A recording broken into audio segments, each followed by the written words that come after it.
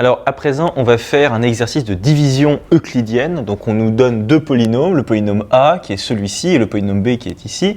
Et on nous demande de faire donc la division euclidienne du polynôme A par le polynôme B. On se souvient que la règle, qu'est-ce que c'est que la division euclidienne? C'est d'écrire A sous la forme B fois Q, donc un polynôme Q plus un polynôme R, avec le degré de votre polynôme R qui doit être strictement inférieur au degré de votre polynôme B. Ça c'est vraiment très important de bien maîtriser cette définition. Alors à vrai dire, cette division euclidienne, on pourrait tout à fait la poser exactement comme une division euclidienne que vous faisiez quand vous étiez dans le primaire avec des nombres entiers. Mais là, on ne va pas poser la division euclidienne, vous savez, avec ce symbole-là. On va utiliser la définition même de la division euclidienne qui est ici et on va utiliser la méthode d'identification. Alors, comment ça se passe toute cette histoire ?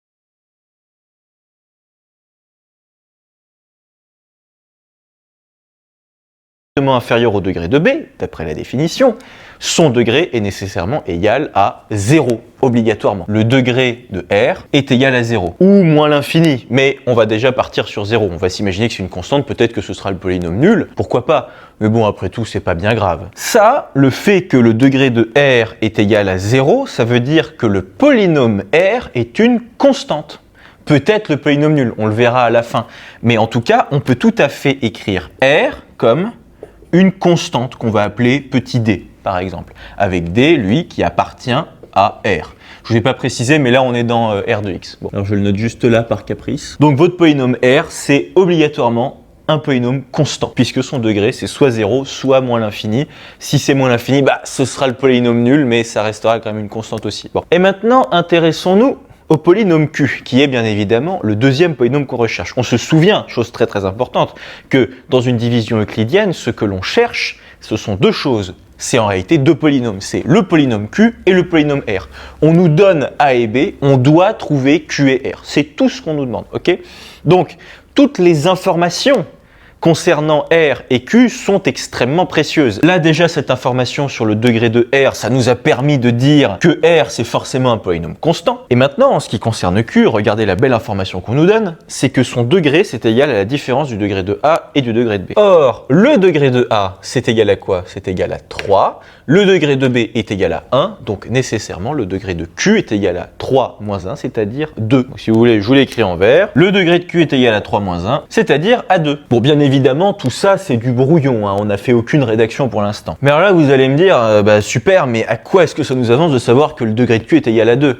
Mais mes amis, c'est fondamental, parce que si le degré de Q est égal à 2, ça veut dire que votre polynôme Q, c'est un polynôme du deuxième degré. Et si c'est un polynôme du deuxième degré, ça veut tout simplement dire qu'il s'écrit petit a fois x au carré plus petit b fois grand X plus une certaine constante, comme tous les polynômes du second degré. Bon, j'ai un peu redispatché le tableau, là, R c'est une constante, ok, le degré de Q est égal à 2. Donc, Q s'écrit de quelle façon? Eh bien, notre cher ami Q s'écrit A fois un grand X carré plus B fois un grand X plus une petite constante C, avec bien sûr le triplet ABC qui sont des réels. Donc j'ai pris le triplet ABC qui appartient à R au cube, bon, vous comprenez l'idée. Ça, c'est vraiment très important de bien comprendre le passage de là à là. Le fait que Q soit un polynôme de degré 2 signifie que, obligatoirement, il s'écrit sous cette forme-là. Ça, c'est la forme générique de tous les polynômes du degré 2.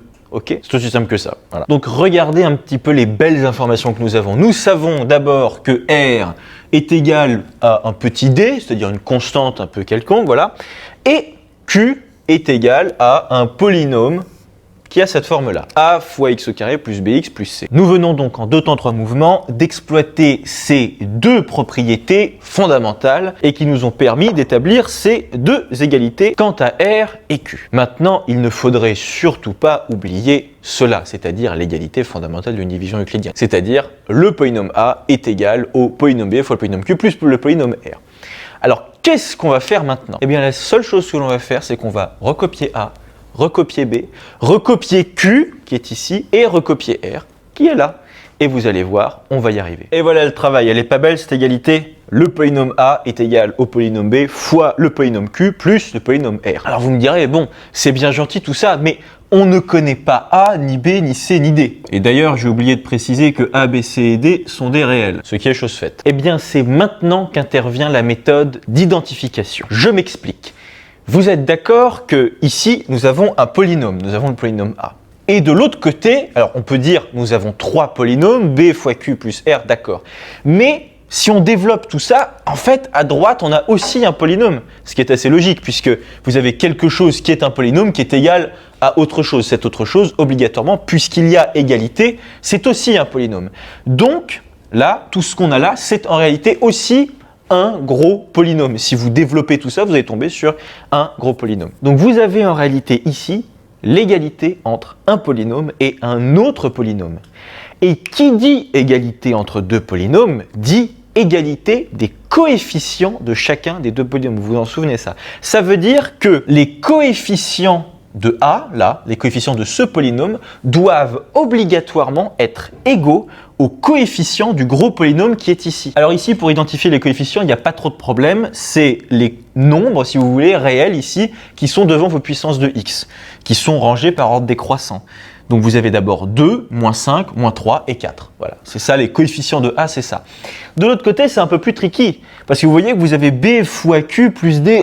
On n'est pas face à l'écriture conventionnelle, entre guillemets, j'allais dire, d'un polynôme qui est une somme de puissance de x avec des coefficients qui sont devant.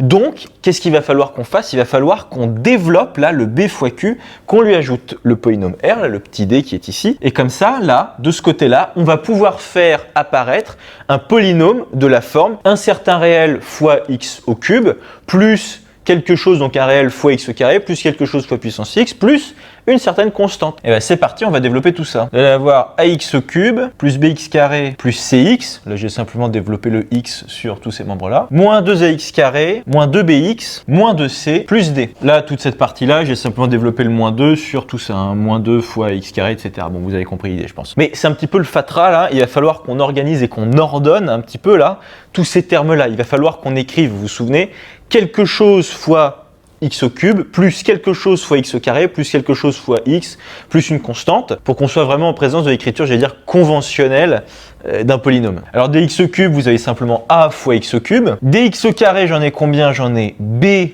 moins 2a, donc vous avez b moins 2a fois x au carré. Dx, j'en ai combien? J'en ai c moins 2b, donc c moins 2b fois x. Et des constantes, j'ai moins 2c plus d. Et là, je ne sais pas si vous voyez, mais c'est vraiment super chouette ce qu'on vient d'écrire, parce que vous avez vraiment là une forme conventionnelle entre guillemets de polynôme. C'est-à-dire quelque chose fois x au cube, plus quelque chose fois x carré, plus quelque chose fois x, plus une constante. Et que sont ces nombres? a, b moins 2a, c moins 2b, moins 2c plus d.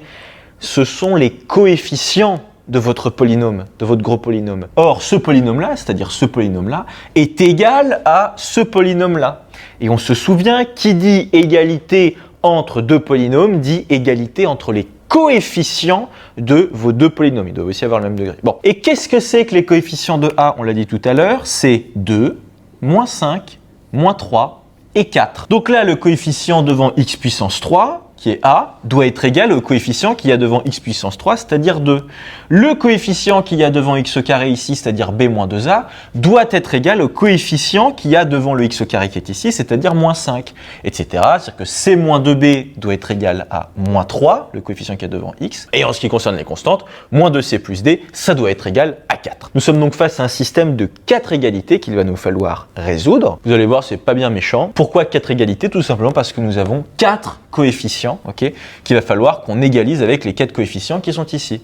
Et bien, il ne reste plus qu'à résoudre le système. Alors, voici notre merveilleux système. D'abord, vous avez a qui est égal à 2, c'est-à-dire que le coefficient devant x au cube ici doit être égal au coefficient de x au cube qui est ici. Donc, vous avez a qui est égal à 2.